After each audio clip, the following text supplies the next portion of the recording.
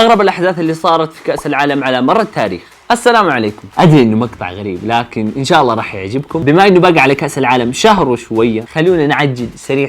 قبل لا نبدأ المقطع اضغط زر اللايك واشترك في القناة، وإذا أنت من التيك توك تعال لليوتيوب. خلونا نبدأ. اليوم لابسين مدريدي، أنا برازيلي ما لقيت قميص برازيلي بس يلا خلونا نبدأ. في المرتبة الأولى المدرب البرازيلي اللي تنكر بزي امرأة عشان يهرب من الجمهور الغاضب جدا. سنة 95 أقيمت المونديال بعد الحرب العالمية الأولى في البرازيل، وفي المباراة النهائية اللي أقيمت بين البرازيل والأوروغواي، في هذا المباراة كان عدد الجمهور عدد مهول جدا، 200 ألف شخص، وأغلب الجماهير كانوا برازيليين بحكم أن المونديال كان في أرضهم. وانتهت المباراة بفوز الأوروغواي على الأرجنتين بنتيجة 2-1، وكان الهدف الثاني للأوروغواي كان خطأ من حارس مرمى البرازيل، ولقموا الهدف الثاني وانتهت المباراة. تقريبا الجماهير البرازيلية كانت فوق 100,000، كانوا معصبين، يا أخي إحنا جينا عشان ندعمكم في أرضنا ونخسر بعد. اللاعبين كانوا يهربوا من الملعب لغرفة الملابس عشان لا يجيهم شيء أو عشان المدرب البرازيلي فلافيو كوستا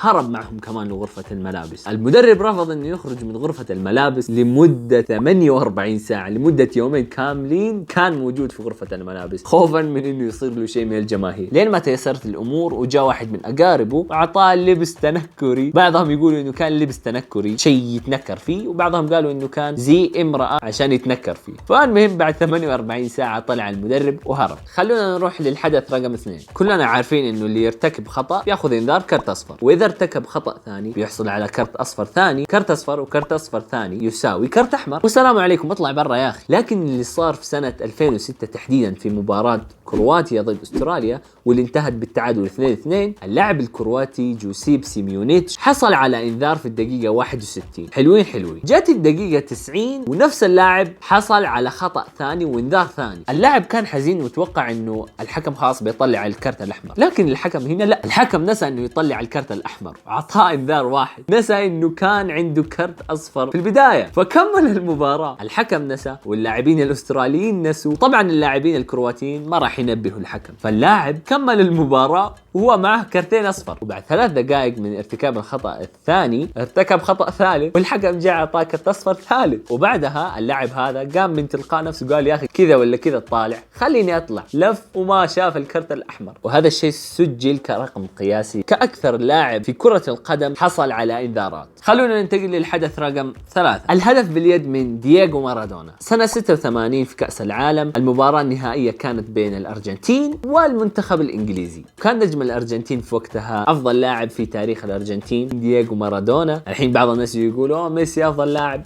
زبد. في ذاك الوقت النتيجة كانت 1-1، لكن مع انتهاء المباراة كرة عرضية جت لمارادونا، نقز مارادونا وبدل ما يسجلها براسه سجلها بيد، والحكم التونسي في ذاك الوقت احتسب الهدف وكان يعتقد بأن الهدف جت من رأس مارادونا مو من يده. وانتهت المباراة بفوز المنتخب الأرجنتيني، وهذا الهدف كان هو السبب الرئيسي لفوز المنتخب الأرجنتيني 2-1 للمنتخب الأرجنتيني. وبعد فترة طلع مارادونا للصحافة وقال أنا سجلت بيدي، كرة القدم نلعبه بالقدم، سجلوا باليد. وفي كاتب قال في كتابه قصص كأس العالم إنه المدرب الإنجليزي بوب روبنسون يقول لم يفكروا في الجانب الرياضي من اللعبة، إذا منحتهم فرصة بالفوز بطريقة غير قانونية فمن يهتم. مارادونا لم يهتم، لقد ذهب إلى الحشد ورفع قبضته كالنجم، لكنه كان غشا. عموما هذا اللي صار، وسجل هدف كأس العالم بيده. وقميص مارادونا اللي كان لابسه في ذاك المباراة تم بيعه في المزاد العالمي بسعر خيالي 9.3 مليون دولار،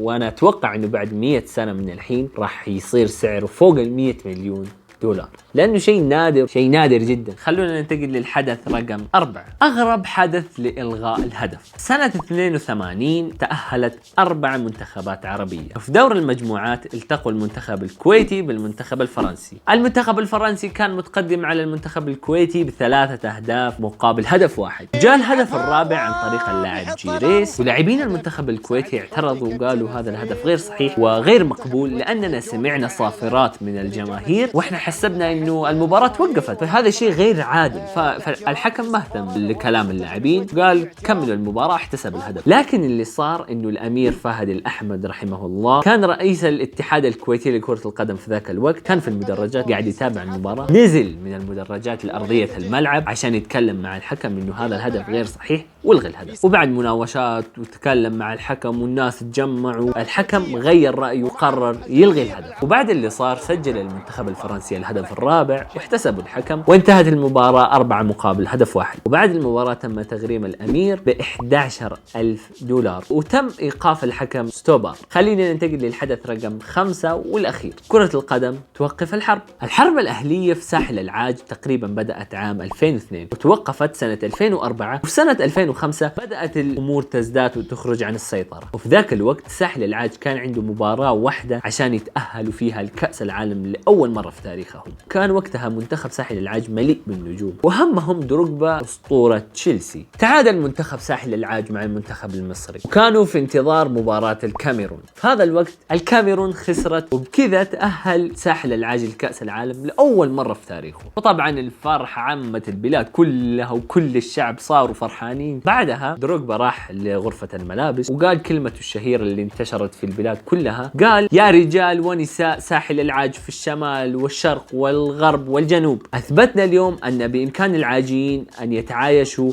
في سبيل هدف واحد، ألا وهو تأهل كأس العالم. وعدناكم بأن الاحتفالات ستوحد الشعب، واليوم نلتمسكم. يجب أن لا ينحدر بلدنا الإفريقي الغني إلى الحرب. أرجوكم ألقوا الأسلحة وأجروا الانتخابات. بعد ما قال هذا الكلام انتشر بسرعة، لكن الأوضاع ما تغيرت في يوم وليلة، لكن الأوضاع بدأت تتغير والمناوشات صارت في الطاولة. توقف إطلاق الحرب في ساحل العاج. هي البداية كانت بسبب دروغبا، هي كانت بسبب كرة القدم. الحدث هذا ما صار في كأس العالم، لكن كأس العالم كان عنده نكهة داخل الموضوع هذا. طبعا منتخب ساحل العاج قدم أداء كويس في كأس العالم في ذيك السنة، لكن خرج من دور المجموعات. بسبب هذه الفرحة توقف إطلاق النار في ساحل العاج، شيء جدا جميل. في النهاية ما توقف بشكل مستمر، في ذاك الوقت لفترة طويلة توقف إطلاق النار في ساحل العاج بين الطرفين. هذه مو بس أغرب أحداث، هذه قصص حلوة صارت عشان كأس العالم أو في كأس العالم. بعد تقريبا شهر وشوية من هذا اليوم راح نشوف أقوى نسخة تنطلق من قطر لكأس العالم. متحمس جدا إني أشوف هذه النسخة، والله الحماس مليون. وأأكد لكم إنه البرازيل في هذه النسخة راح ياخذ كأس العالم، وبسوي فيديو لما البرازيل تشيل كأس العالم وبذكركم. أعطوني رأيكم في الأحداث وإيش هي أغرب حدث ذكرتها في هذا المقطع، وأعطوني توقعاتكم من اللي راح يفوز في هذه النسخة من كأس العالم. ولا تنسى اللايك والاشتراك في القناة، وإلى اللقاء.